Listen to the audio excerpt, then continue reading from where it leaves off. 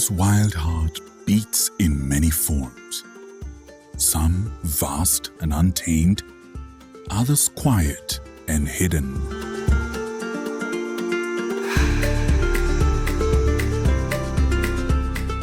In this episode, we journey across two of Kenya's smallest sanctuaries, two little worlds, a swamp and a lake, each alive with mystery and wonder.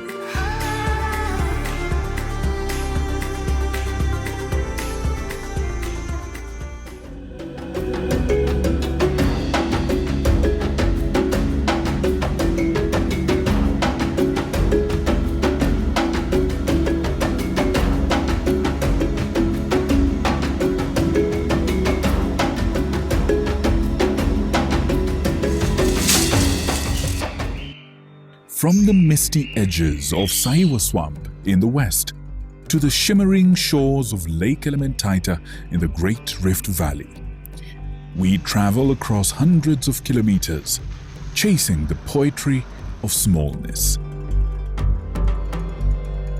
It is morning in Saiwa. The sun filters through a cathedral of trees, painting light on water and reeds.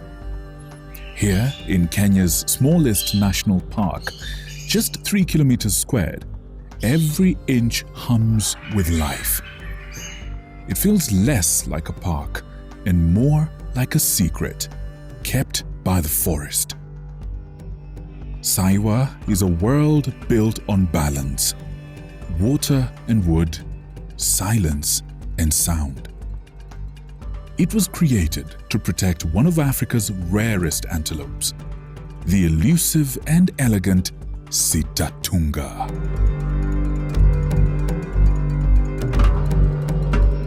Did you know that Saiwa Swamp is the only place in Kenya where you can find the semi-aquatic Sitatunga, an antelope so shy it walks on water reeds with the grace of a ghost? Over 370 species of birds call Saiwa home. Turacos flash their crimson wings, and among the fig trees, the black and white colobus monkeys swing like shadows in motion. A wooden walkway meanders through this watery maze. Each step feels like an invitation to slow down, to listen, to simply be.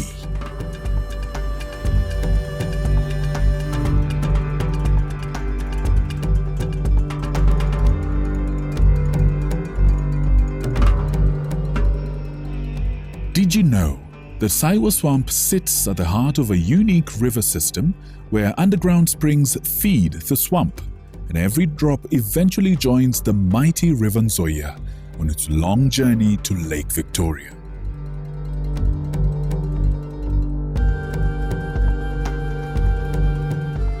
There are no lions here, no elephants or rhinos. Yet Saiwa feels complete. It reminds you that wilderness isn't measured by size, but by soul. In its quiet waters and patient trees, Saiwa teaches a gentle truth, that even the smallest places can hold the greatest peace. Did you know that Saiwa Swamp National Park was once part of a farmer's land before conservationists realized its extraordinary value and protected it in 1974?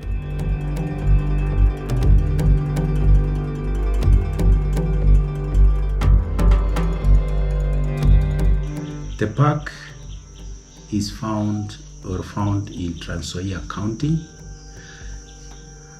The park was established or gazetted in 1974.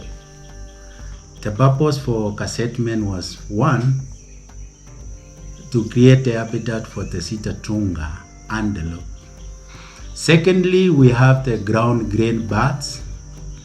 This is their breeding areas and are endangered species as of now. We have also what we call the primates. The endangered one is called the Dibrasa mangi, which I have most of you have seen it today in the morning. We have also the Columbus mangi, the black and white. Then we have also various species of trees, over 480 species. We have also bird species, almost 370, which are found in Saiwa. We have 7-kilometer trail, which is healthy for you to walk around. We have watchtowers, 4 of them. You will be able to view the Tsitsitatunga wildlife and other bird species which are within the wetland. We have 2 rivers traversing the Saiwa National Park. We have Kapenguria River, which emanates from Kapenguria or Chirangani Hills, passing through the park. We have also another river called Sinyerere. It emanates from the slopes of Mount Elgon, passes here, forms Sinyerere River, goes down to Zoia River. So this park is so important in terms of, one, as a wetland area, which also is a tributary, or we have the wetland water flowing from this wetland, recharging the main river.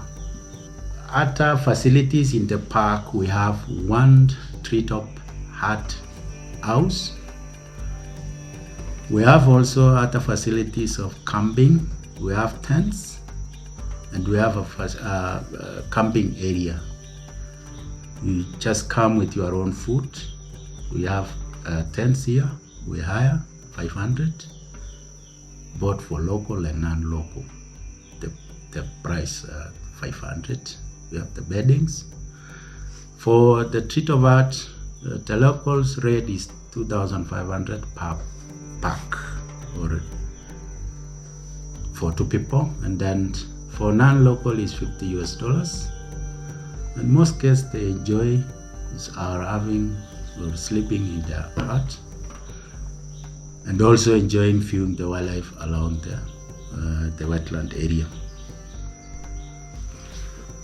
The park is the smallest one in Kenya. It's 2.9 square kilometers. We have the riverine vegetation along the wetland. Then we have the wetland vegetation itself and the savanna vegetation, which surrounds or forms now the wetland of Saiwa.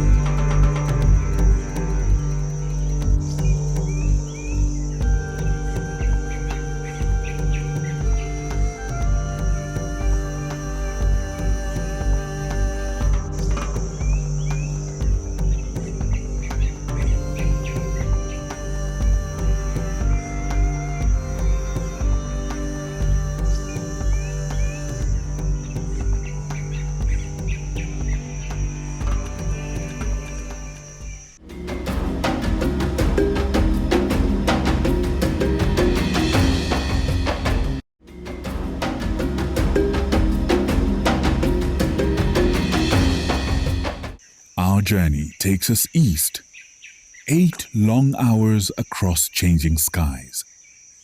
We descend into the Great Rift Valley. Welcome to Lake Elementaita Wildlife Sanctuary.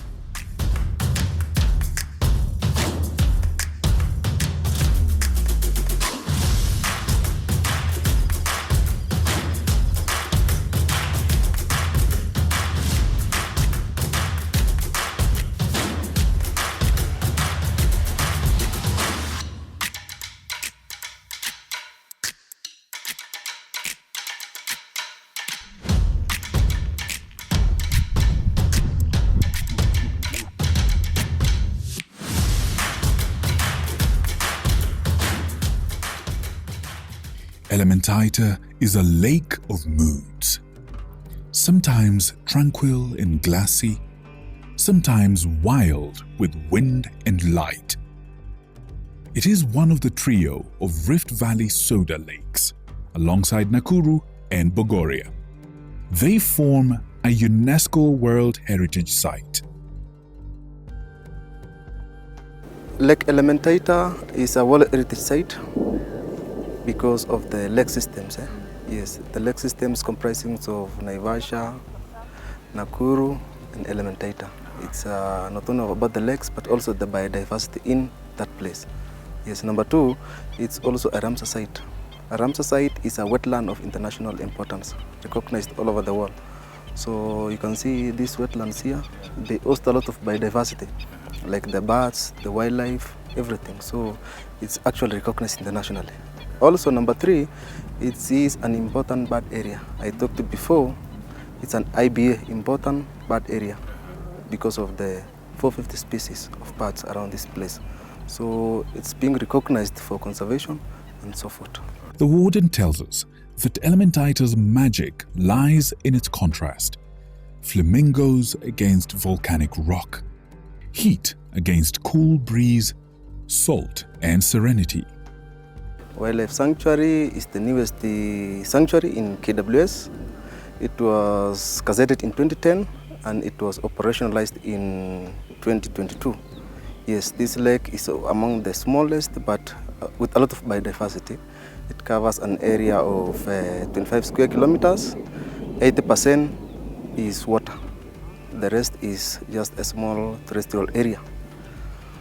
So what you can find in Lake Elementaita, there are quite a lot of attractions. In fact, this area is named as Haven of Pelicans. So it's a bird watcher's paradise. We've got several birds. We've got 450 species. The dominant ones are the less and greater flamingos, which they are in millions in this sanctuary. Also, you have the pelicans. Yes. In that note, also we've got some other birds which prey on these birds. We've got the eagles, we've got the storks, and the rest. So also in this area, we've got some wildlife, like the buffaloes, zebras, giraffes, and some herbivores. They operate between here and the neighboring conservancies. Also, this area has got nice scenery. As you can see all over the place, we've got the lake, yes, we've got the cliffs, we've got the hills, we've got the waters. So this waters is a reflection of the skies. So plus also the sundowns and the rest. So naturally you can see nature, you can experience nature. Another biggest attraction in this sanctuary are the hot springs. On the southern part of the lake, we've got hot springs, this Rift Valley area, and we've got some hot springs due to geology of the formation of the Rift Valley. So these hot springs, they are source of waters to this lake, but also it's actually almost 90% of our visitors, they go to that hot springs because these hot springs, they have that natural healing, very therapeutic, very relaxing. So you can imagine enjoying the cool waters and then you enjoy the scenery. It's said to be old. Okay. Also in this sanctuary, you can do other activities like cycling. We've got cycling.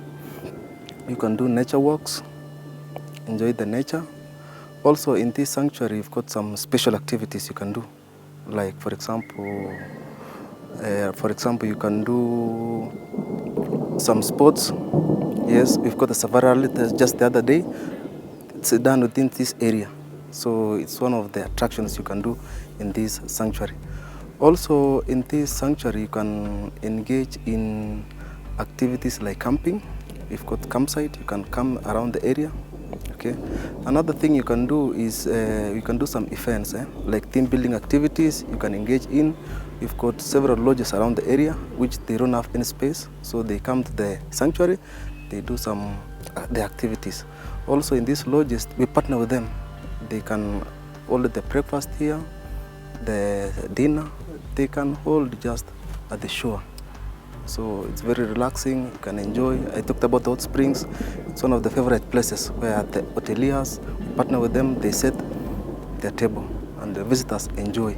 Okay. Then also we've got some timpling activities. We've got open field. Yes, people can engage in sports and the rest, tug of war, name them. At the edge of the lake, the ground breathes. Natural hot springs rise from beneath the earth. Warm, mineral, alive. The water feels ancient, like the planet whispering from its depths. This water is not good for, it's not fresh water, it's saline water, and it can affect your skin. Yes, it's not good for swimming. We join local visitors and our crew in a simple ritual, soaking our feet, swapping stories, and laughing under the big Rift Valley sky. Did you know that these springs reach temperatures of nearly 50 degrees Celsius, heated by underground volcanic forces still shaping the Rift Valley even today? As the day fades, we ride along Elementaita's rim, bikes tracing paths through wind and dust. The rain teases from the horizon.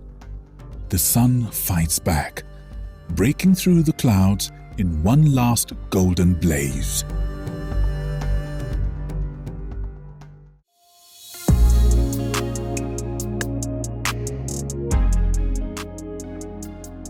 Did you know that the name Elementaita comes from the Maasai word Muteta, meaning a place of dust? And yet, from this dust, life and light emerge in endless renewal.